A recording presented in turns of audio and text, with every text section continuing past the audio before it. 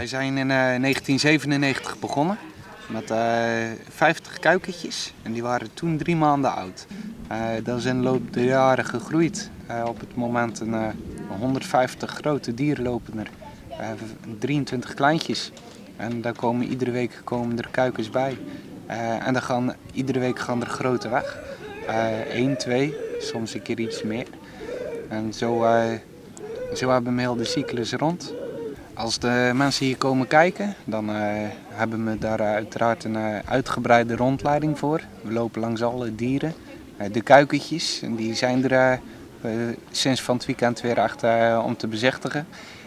De grote dieren en alles wat daartussen zit. Daar wordt uitgelegd wat wij hier dan doen.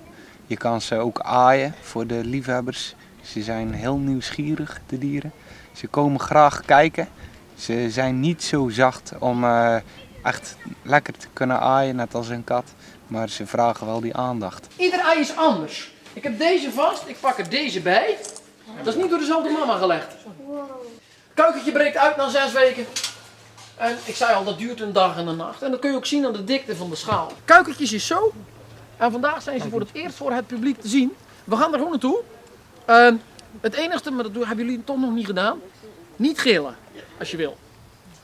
Ze zijn aan jullie al bijna gewend, maar het is geen Zalando. Dat hoeft niet.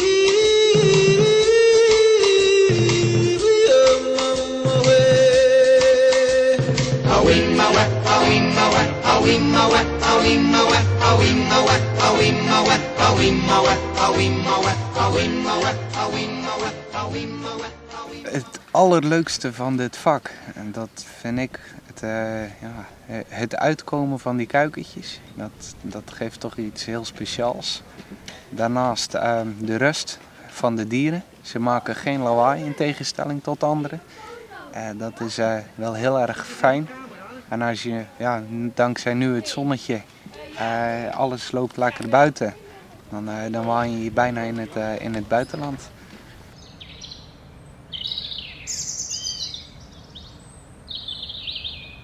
Bij Pinksteren, dan hebben we ook ieder jaar onze open dagen, 3 dagen lang. Dan maakt mijn broer speciaal de hamburgers.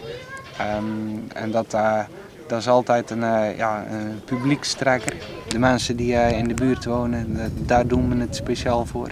Om die toch ieder jaar iets te kunnen geven wat wij hier doen.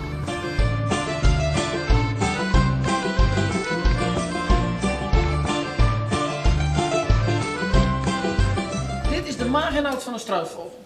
Dit hebben we in het slachthuis ooit uit de maag gezeefd. Die keitjes, en die vindt hij buiten en die eet hij op. Hij heeft ongeveer 1 kilo steentjes in zijn buik.